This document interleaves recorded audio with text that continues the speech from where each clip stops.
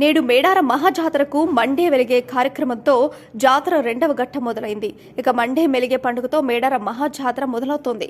అడవి నుండి తీసుకొచ్చిన కోరెగడ్డిని గుడిపై వేసి పూజారులు నేడు మండే మెలిగే కార్యక్రమం నిర్వహిస్తారు. దీంతో మేడారం మహాజాతరకు వారం రోజుల ముందు మండే మెలిగే నిర్వహణ కార్యక్రమం మొదలవుతుంది. పూజారుల కుటుంబాల ఇళ్లలో శుద్ధి కార్యక్రమం చేస్తారు.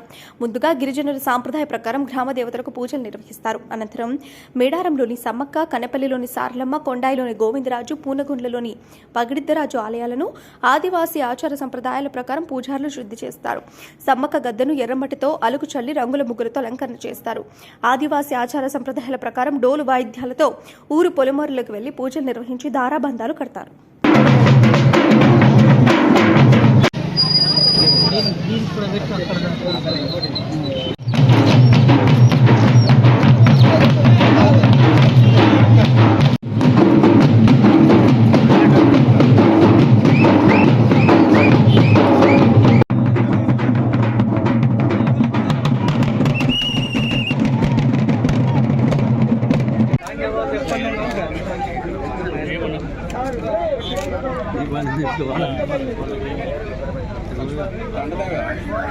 రమేష్, ప్రధాన పూజారి శ్రీ సమ్మక్క సారక్క మేడారం.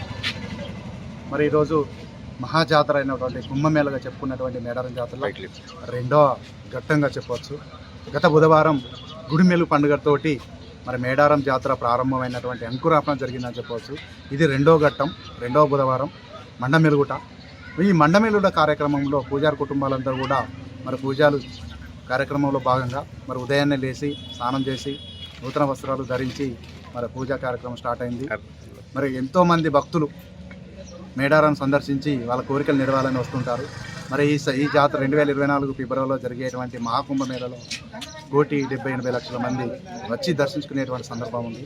మరి వాళ్లకు ఎలాంటి హాని కలగకుండా సంతోషంగా వాళ్ళ గమ్యాలకు చేరుకోవాలని మరి ప్రత్యేక పూజలు నిర్వహించి మరి ఊరు గ్రామ పొలిమేరలు అన్నటువంటి భాగంలో ధ్వజస్తంభాలు ఎత్తి వాళ్ళకి ఎలాంటి హాని కలగకుండా చేసేటువంటి గ్రామ దేవతలకు కానీ సమ్మక్క సమర్పించడం జరిగింది.